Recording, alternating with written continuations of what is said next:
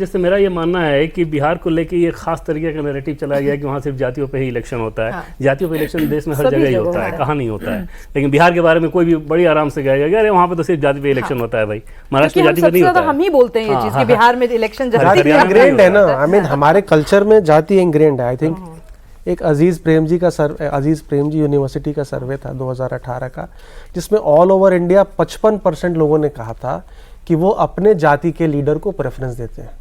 तो it's a positive negative also कि at least 45% लोग हैं जो जाति के अलावा इश्यूज या मुद्दे पे वोट कर रहे हैं। But it is across southern states हो चाहे नॉर्दर्न स्टेट्स हो, 50, 55, 57% तक लोग अपने ही कैंडिडेट्स को प्रेफर। कर्नाटक में लिंगायत, हरियाणा में जाट, महाराष्ट्र में मराठा, ये सब क्या है, हर जगह जाट पे ही होता है। लेकिन बिहार पे चिपका दिया जाता है। दूसरी चीज कि हाँ वोट के लिहाज से जो आपने पूछा वो वाकई कि ये बात सुनना और जब आप वोट कास्ट करेंगे तो उस पर करना, उसमें बड़ा फर्क होगा। वो पीके के लिहाज से सबसे बड़ी चुनौती है, क्योंकि बहुत संभावना इस बात की रहती है कि चुनाव जब आखिर में जाता है ना तो एकदम से दो गठबंधन के बीच में एकदम नेक टू नेक फाइट जब वाली स्थिति रहती है तो ऑप्शन यही दो रहता है।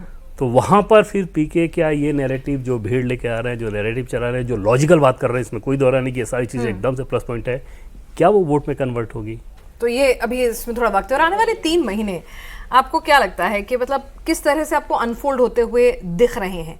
क्योंकि यहाँ पर हम देखें नीतीश के साथ, ठीक है, उनकी अपनी पॉपुलैरिटी जो है आपके सर्वे में गिरती हुई नजर आ रही है, तेजस्वी उनसे आगे बढ़ते हुए नजर आते हैं। लेकिन अगर नीतीश के साथ, नीतीश के जो अपना वोट बैंक है, आपने 25% के करीब उनको जो वोट दिया अगर ऑन एन एवरेज, तो उसके साथ फिर आप चिराग पासवान की पार्टी का भी वोट जोड़ लीजिए, फिर उसके साथ आप बाकी वोट भी जोड़िए, तो उनका वोट बढ़ के 40% के करीब पहुंच जाता है।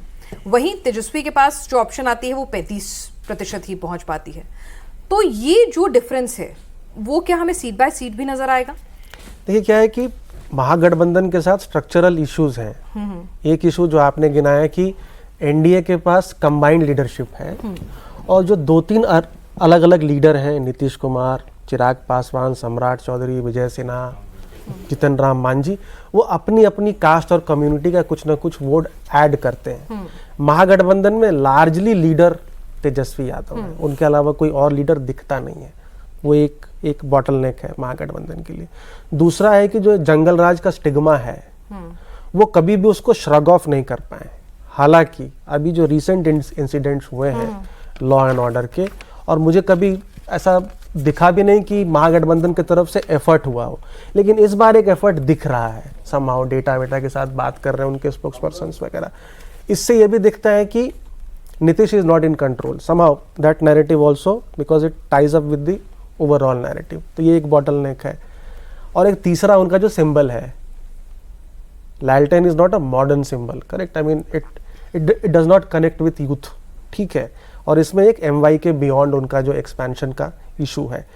तो ये 3-4 इश्यूज हैं महागठबंधन के साथ। और जैसा सुभराज जी ने कहा, कंसेप्चुअली लॉजिकली कोई भी पार्टी अगर तीसरी फोर्स के रूप में खड़ी होती है तो एंटी इनकम्बेंसी वोट वो स्प्लिट करती है। लेकिन एनडीए को भी कहीं ना कहीं वो डैमेज इस हिसाब से करते हैं कि वो एंटी इनकम्बेंसी को एम्पलीफाई कर रहे हैं।